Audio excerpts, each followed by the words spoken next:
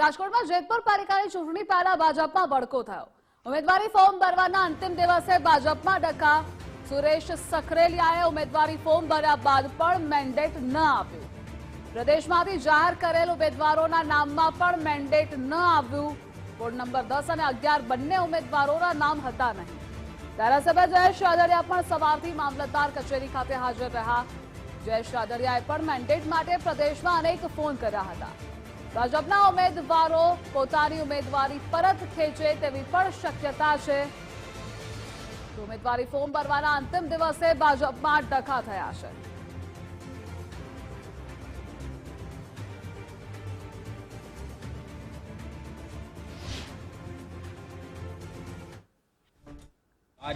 भाई तेरे नगर पे कहीं टिकट होती है सब बोलना बीमा बैक बनाना है।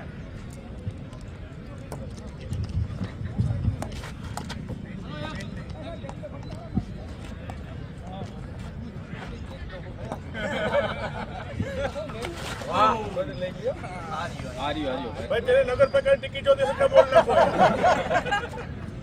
बीमा बैक बनाना है।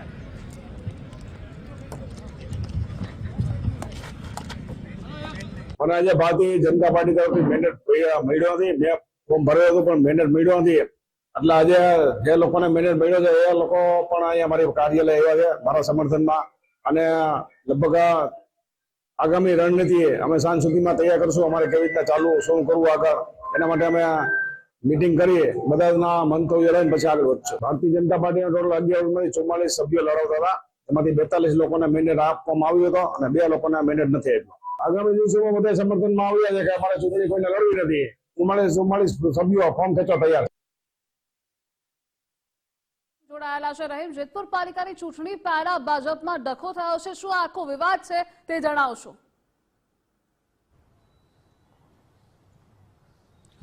ચોક્કસપણે ધ્રુવિસા, જેતપુર નવાગઢ નગરપાલિકા છે તેની જે સીટો છે તેમાં 44 જેટલા ઉમેદવારો છે તે મેદાનમાં ઉતારવામાં આવ્યા હતા। પરંતુ ભાજપ દ્વારા 2 સભ્યો છે કે તેમના મેન્ડેટ નથી આવ્યા। સુરેશ સરખેલિયા અને કલ્પેશ રાગ આ બંને ઉમેદવારોના મેન્ડેટ ન આવતા ગત આખો દિવસ જે જેતપુર નવાગઢ નગરપાલિકાની ઉમેદવારી પત્ર દરમિયાન ગરમાવો રહ્યો હતો। કારણ કે ધારાસભ્ય જયેશ રાદડિયા છે તે પણ જેતપુર આવી પહોંચ્યા હતા અને જેતપુર નગરપાલિકા છે તેમાં જે રીતના ચૂંટણીનો જંગ પહેલા જ ભાજપમાં અત્યારે ભડકો છે તે જોવા મળી રહ્યો છે।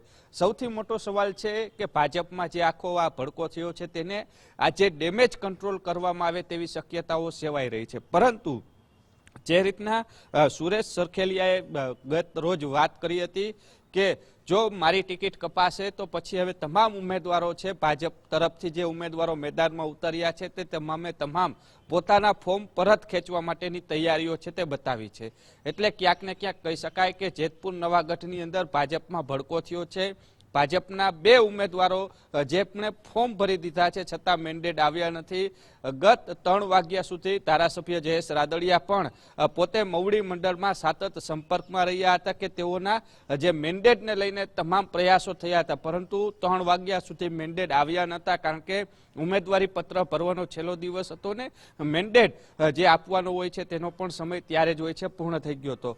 હવે જોવાનું એ છે કે આજે એક મહત્વની બેઠક છે જે ઉમેદવારો વચ્ચે મળવાની છે કે જે ઉમેદવારોએ ફોર્મ ભર્યા છે જેતપુર નવાગઢ પાલિકા અને સાથે જે 2 લોકોના મેન્ડેટ નથી આવ્યા તે તમામ લોકોની વચ્ચે આજે મહત્વની બેઠક મળે તેવી શક્યતાઓ છે। ગત રોજ સુરેશ સરખેલિયાને મનાવવા માટે જયેશ રાદડિયાએ અનેક પ્રયાસો થયા હતા। સુરેશ સરખેલિયા જે રીતના મેન્ડેટ ન આવતા તે અહીંથી જતા રહ્યા હતા અને જયેશ રાદડિયાના ફોન ઉપાડવાનું પણ બંધ કરી દેવામાં આવ્યું હતું। એટલે કહી શકાય કે જેતપુર નવાગઢ પાલિકા જે છે તેની ચૂંટણીમાં અત્યારે સૌથી વધારે ગરમાવો છે તે જોવા મળી રહ્યો છે। આવતીકાલે ફોર્મ ચકાસણી થશે। ફોર્મ ચકાસણી દરમિયાન મેન્ડેટ ન હોવાના કારણે તેમના ફોર્મ પણ રદ થઈ શકે છે। કારણ કે અપક્ષમાંથી પણ તેઓ ઉમેદવારી નોંધાવી શકે તેવી સ્થિતિ નથી। જો અપક્ષમાંથી તેઓએ ઉમેદવારી નોંધાવી હોય તો ટેકેદારોની સંખ્યા વધારે હોય છે। જો પક્ષમાંથી તમે કોઈ ઉમેદવારી નોંધાવતા હો છો તો માત્ર 2 જ ટેકેદારોની જરૂર હોય છે। એટલે કહી શકાય કે જેતપુર નવાગઢ પાલિકામાં ભાજપ ડેમેજ કંટ્રોલ કરવામાં સફળતા રહેશે કે પછી ભડકો છે તે જોવા મળશે, તમામ ઉમેદવારો ફોર્મ ખેંચશે કે પછી સુરેશ અને જે કલ્પેશ છે તે બંનેને સમજાવવામાં ભાજપને સફળતા મળશે, ડેમેજ કંટ્રોલની સફળતા મળશે. જોકે આ ડેમેજ કંટ્રોલ માટેની જવાબદારી પણ જયેશ રાદડિયાને સોંપવામાં આવ્યા હોવાની વિગત છે તે સામે આવી છે. એટલે કહી શકાય કે આજનો દોર એવો રહેશે, આખો દિવસ કે તમામ પ્રયાસો છે તે આજે કરવામાં આવશે. સુરેશ સંખેલિયા અને કલ્પેશ રાખને તમામ પ્રકારના પ્રયાસો સમજાવવાના છે, પરંતુ જોવાનું એ છે કે ભાજપને કેટલી સફળતા મળે છે. કારણ કે ગત રાત્રિ દરમિયાન જે રીતના સુરેશ સંખેલિયાએ બાઇટ આપી છે અને કહ્યું છે કે તમામ ટેકેદારો છે, જે ઉમેદવારો છે તે કહી રહ્યા છે કે અમે અમારા ફોર્મ પણ પરત ખેંચી લેવાની તૈયારીઓ બતાવી છે, ત્યારે આજે ભાજપ છે તે ડેમેજ કંટ્રોલનો દિવસ છે તે જોવા મળશે કે આજે કયા પ્રકારનું કામગીરી ભાજપના નેતાઓ છે તે કરી રહ્યા છે. જી રહીમ, જોડાવા બદલ આભાર આપનો.